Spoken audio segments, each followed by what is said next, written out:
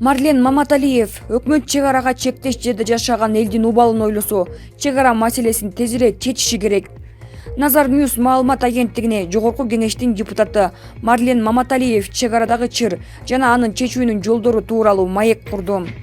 Марлен Абдрахманович, кыргыз-тажик чек арасында жаңжал чыкса эле жетекчилер жоолугат, бирок эмнеге андай жолугушуулардан дээрлик жыйынтык чыкпай жатат?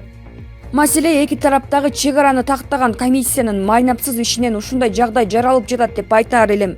Анткени чек араны тактаган комиссия мүчөлөрү жана аны жетектеген вице-премьерди баардык укугунан ажыратып, чек араны такта деген талап коюп, Баткенге жашап, иште деп көчүрүш керек.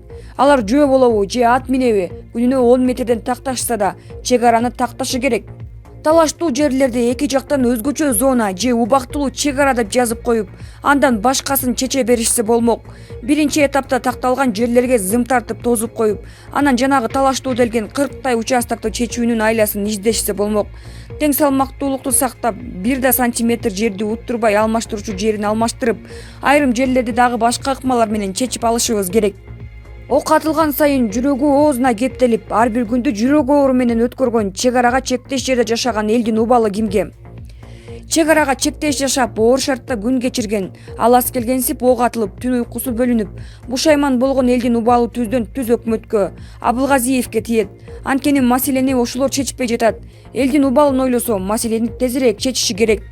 Эмне үчүн чек ара боюнча жооптуу адамдарга катуу талап коюлбайт? Анткени андай жооптуу кызматтарга маселени чече албай турган кадрларды коюп алышкан.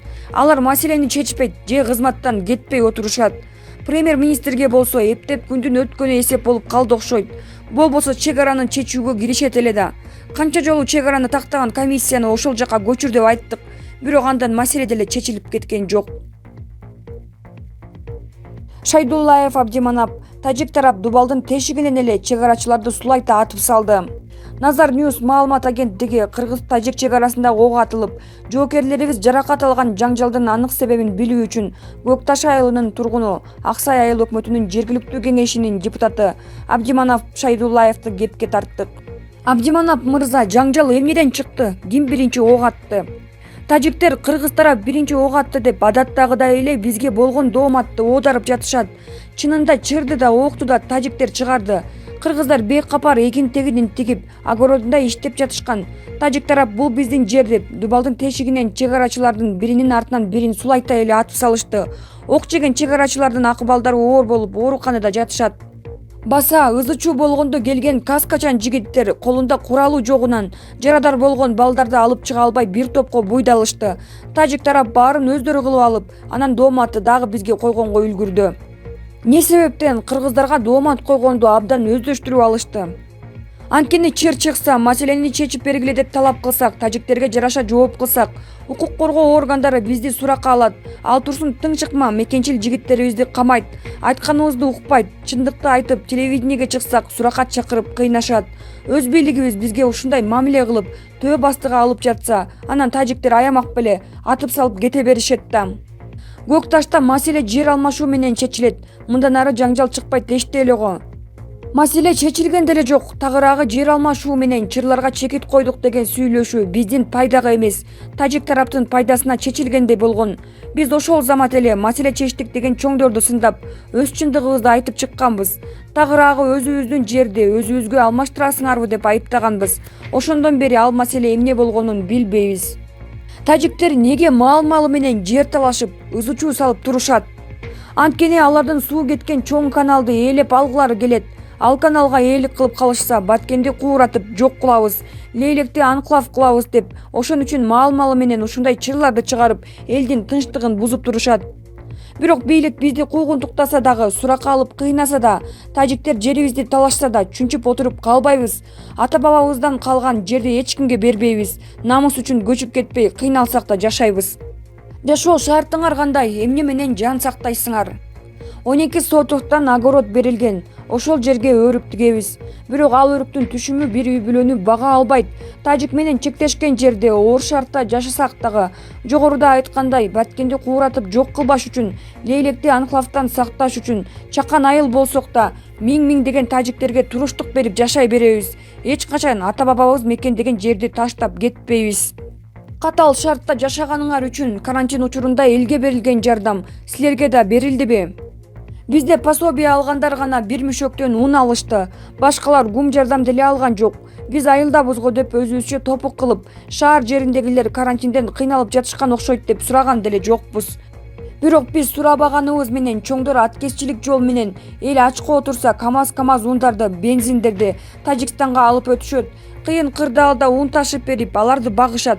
Тоюп алышып, алар кайра бизге ок чыгарып, жоокерлерибизди жарадар кылышат.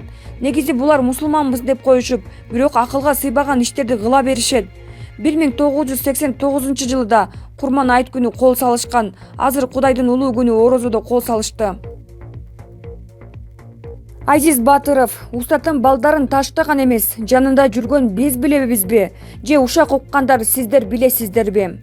Учурда Кыргыз Республикасынын эл артисти, дастанчы, Токтогул атындагы мамлекеттик сыйлыктын ээси Роза Аманованын үй бүлөсүнүн жана анын адамдык жеке аброюна шек келтирилген талкуунун кызы жүрүп жаткан чагы.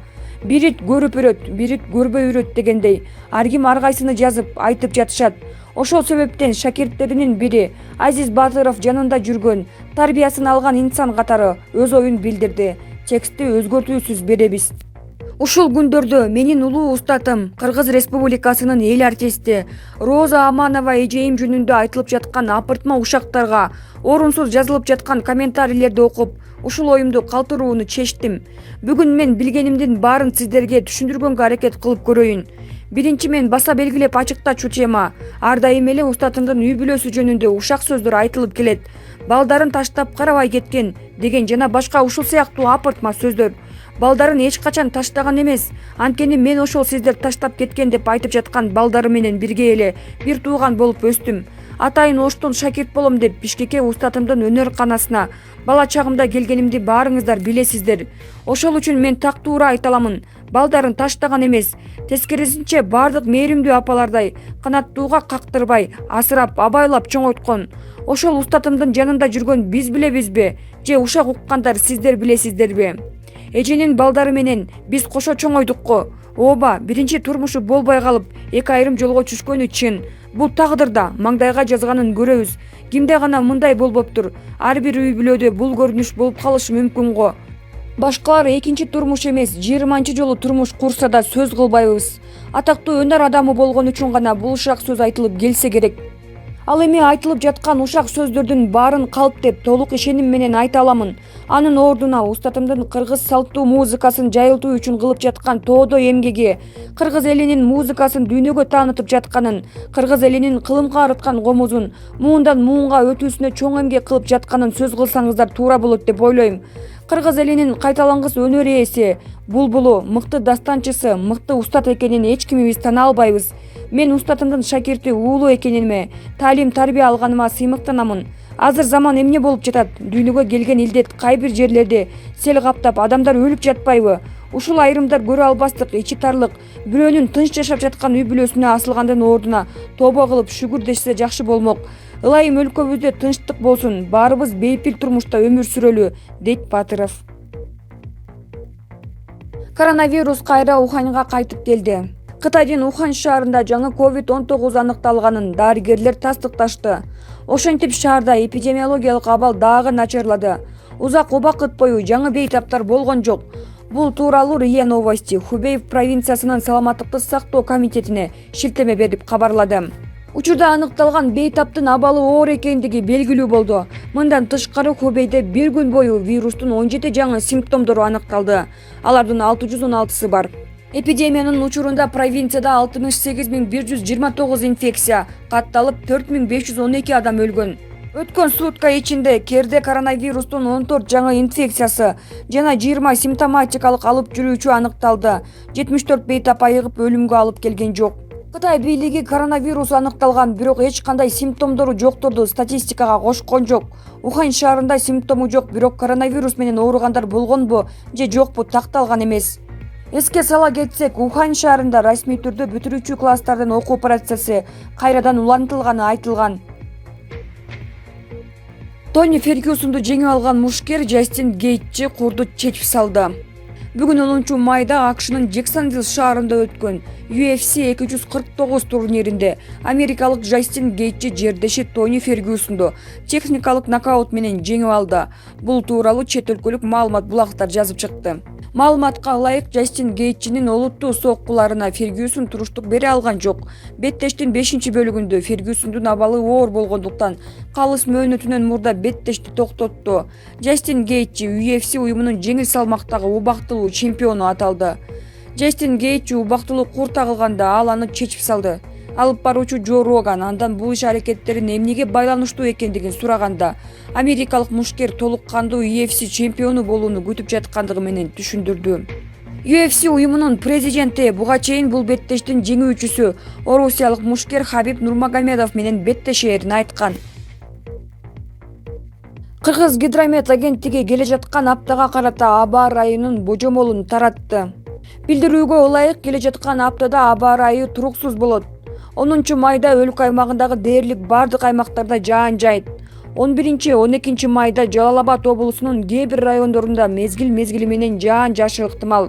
Ош, Баткен, Чүй областарында күн ачык болот. Нарын менен Ысык көлдө өткүн өтүшү мүмкүн. 13 майда Баткен облусунан башка жерде жаан жаабайт, күн ачык болот. 14 майда көпчүлүк областарда күндүн көзү бузулушу ыктымал. Батыштан соккон шамалдын ылдамдыгы секундасына 4-9 метрден, кээ бир райондордо 15-20 метрге жетиши мүмкүн.